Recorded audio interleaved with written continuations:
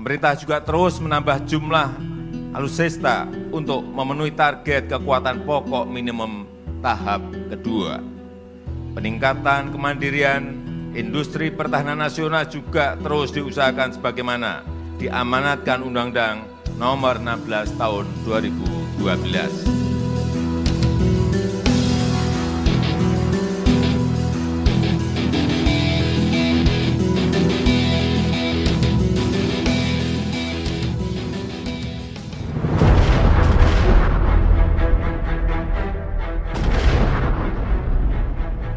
Kekuatan militer Indonesia termasuk yang diperhitungkan di dunia.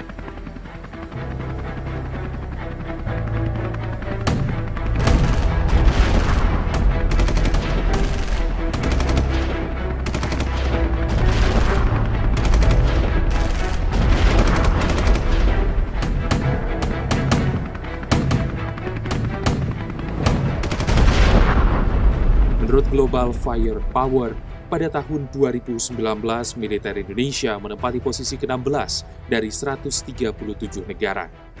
Sedangkan untuk tingkat ASEAN, Indonesia berada pada posisi pertama. Indonesia berhasil mengungguli Myanmar dan Filipina yang berturut-turut berada di posisi kedua dan ketiga. Pasukan khusus Indonesia juga merupakan salah satu yang terbaik di dunia. Saat ini berdasarkan data Global Firepower, personel militer Indonesia mencapai 800.000 orang yang terdiri dari 400.000 personel aktif dan 400.000 personel cadangan.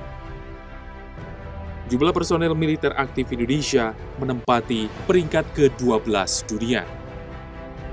Kemiliteran Indonesia terbagi menjadi Angkatan Udara atau TNI AU, Angkatan Darat TNI AD, dan Angkatan Laut TNI AL. Pada tahun 2018, Angkatan Darat Indonesia memiliki kendaraan tempur lapis baja 1.100, tank tempur 418, artileri tarik 356, artileri otomatis 105, serta peluncur roket 153. Angkatan Udara Indonesia memiliki pesawat angkut 200, pesawat latih militer 110, pesawat penyerang 80, pesawat tempur atau pencegat 41, helikopter penyerang 5, dan bandara sebanyak 673. Sedangkan Angkatan Laut Indonesia memiliki 8 fregat, 24 korvet, 3 kapal selam, 74 kapal patroli, kapal penyapu ranjau 12, dan 11 pangkalan perang. Indonesia juga memiliki badan kemiliteran khusus yang disebut Komando Pasukan Khusus atau Kopassus. TNI memiliki tugas menjaga keamanan negara, menyediakan tim penyelamat untuk keadaan darurat seperti bencana alam, menjaga perdamaian di daerah konflik, hingga mengabdi kepada masyarakat seperti mengajar di daerah pedalaman dan bantuan kebencanaan. Meski kekuatan pasukan unggul, alat utama sistem pertahanan Indonesia atau alutsista tak berada di posisi tertinggi dibandingkan negara ASEAN lainnya. Dengan luas wilayah 1,9 juta kilometer persegi, Indonesia membutuhkan anggaran yang besar untuk menjaga kedaulatan dan keamanan negara. Saat ini realisasi anggaran pada 2018 mencapai 107,6 triliun rupiah atau hanya 5% dari anggaran pendapatan dan belanja negara atau APBN, dan pada 2019 menjadi 108,4 triliun rupiah. Sementara Singapura dengan luas wilayah yang lebih kecil dari Indonesia menganggarkan sekitar 30% dari APBN-nya untuk anggaran pertahanan.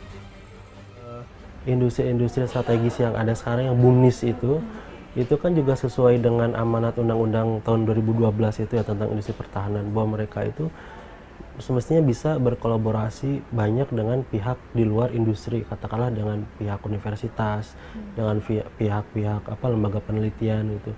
Karena kan mungkin dari PT Pindad sendiri atau dari dari perusahaan-perusahaan itu sendiri, mereka punya kemampuan manajerial, mereka punya kemampuan marketing, mereka punya pengetahuan teknis untuk alutsistanya itu sendiri. Tapi mungkin mereka kesulitan dalam R&D-nya misalkan. Dan itu kan semestinya bisa disuplai oleh pihak kampus atau pihak litbang itu sendiri. Dengan minimnya anggaran pertahanan Indonesia sebagai solusi, pemerintah melakukan investasi di bidang industri alutsista.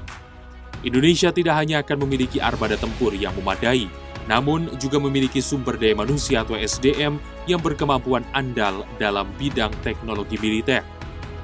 Industri pertahanan Indonesia saat ini sudah mampu menghasilkan alutsista yang bahkan diminati oleh negara lain karena dinilai memiliki kualitas yang baik. Salah satu industri pertahanan Indonesia yang memproduksi alutsista adalah PT Pindad.